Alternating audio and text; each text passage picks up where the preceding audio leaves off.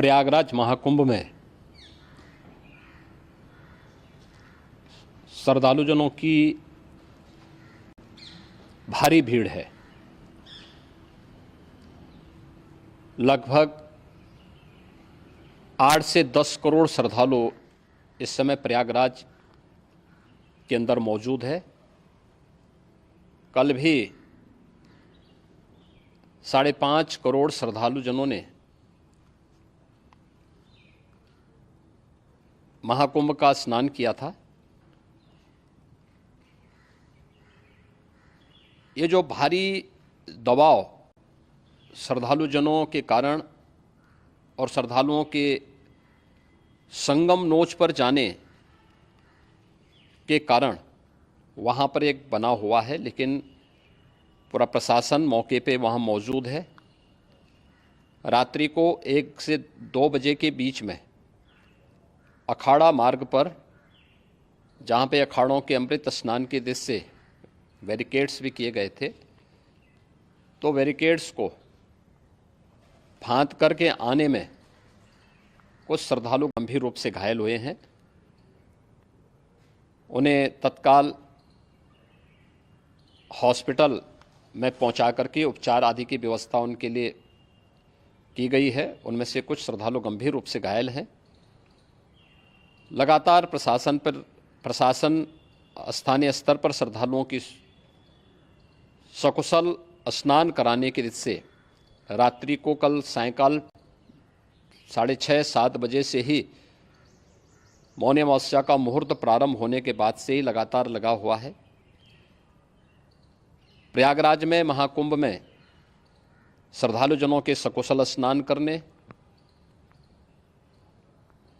अमृत स्नान के लिए देश भर से आए हुए श्रद्धालुजनों की व्यवस्था के लिए, उनके कुशल क्षेम के लिए आदरणीय प्रधानमंत्री जी का प्रातःकाल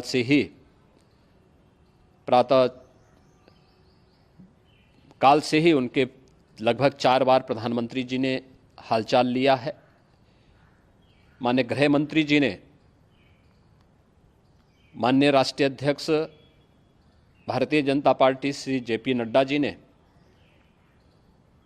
माननीय गृह मंत्री श्री अमित शाह जी ने भी, और प्रदेश की माननीय राज्यपाल श्रीमती आनंदीबेन पटेल जी ने भी लगातार जानकारी लेकर के सभी के कुशल क्षेम और सकुशल स्नान कराने के बारे में निरंतर रिपोर्ट ले रहे हैं।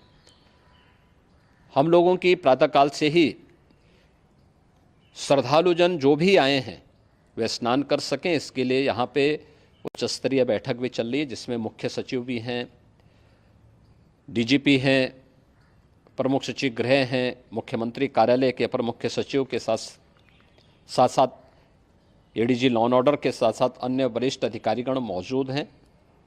प्रयागराज में हालात वर्तमान में नियंत्रण में हैं, लेकिन भीड़ का दबाव बहुत बना हुआ है। अखाड़ा परिषद से जुड़े हुए पदाधिकारियों के साथ मैंने स्वयं भी बातचीत की है।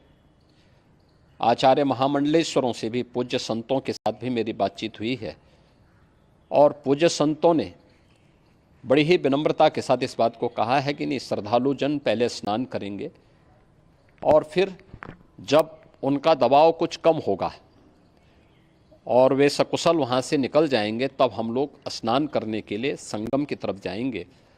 अभी पहले श्रद्धालुजनों को, चूँकि देश भर से आए हैं, तो इसके लिए उन्हें सभी अखाड़े इसके लिए सहमत हैं और सभी लोग इस व्यवस्था के साथ जुड़े हुए हैं। लगातार इस दिशा में हम लोगों का प्रयास है कि जो अब तक प्रातःकाल से ही आपने देखा होगा, कल मैंने बताया कि कल लगभग 5.5 करोड़ श्रद्धालु कल महाकुंभ का स्नान किए हैं, और आज प्रातःकाल तक लगभग 8:30 बजे तक 3 करोड़ से अधिक श्रद्धालु स्नान कर चुके हैं, और ये लगातार जारी है। लेकिन संगम नोच पर, अखाड़ा मार्ग पर, नागवासुकी मार्ग पर लगातार दबाव बना हुआ है, और वहाँ पर श्रद्धालुजनों की सुविधा के लिए भी हर प्रकार की वहाँ पर प्रशासन पूरी मुस्तैदी के साथ लगा हुआ है। और इसीलिए मेरी अपील है पूरे प्रदेशवासियों से, पूरे देशवासियों से और सभी श्रद्धालुओं से भी, सभी पूज्य संतों से भी कि अफवाह पर कोई ध्यान न दें, संयम से काम लें। ये सब आयोजन सभी लोगों का है। प्रशासन उनकी सेवा के लिए पूरी तत्परता के साथ लगा हुआ है। केंद्र और राज्य सरकार पूरी मजबूती के साथ वहाँ पर हर प्रकार का सहयोग करने के लिए तत्पर है।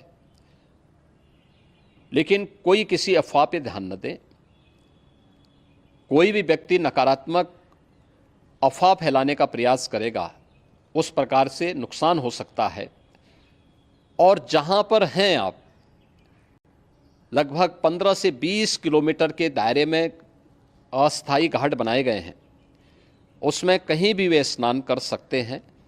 आवश्यक नहीं कि संगम नोच की तरफ ही आएं, क्योंकि भीड़ देखते हुए खासतौर पर जो बुजुर्ग हैं, बच्चे हैं, श्वास के रोगी हैं, उनको लंबी दूरी तय नहीं करनी चाहिए और जहाँ पर हैं वहीं पर आराम से पहले स्थिर होकर के कार्य करें, वहाँ पर रह करके।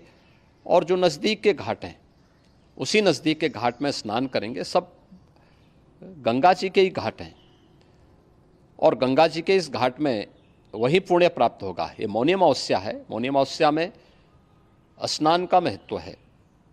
संगम में स्नान का दबाव बहुत ज़्यादा है, इसलिए सभी लोग अगर वहाँ पे इसमें अपना सहयोग करेंगे तो सकुशल हम सभी श्रद्धालु जनों को वहाँ पर स्नान करने में सफल होंगे और फिर इसके उपरांत अमृत स्नान के लिए पूज्य संतों से भी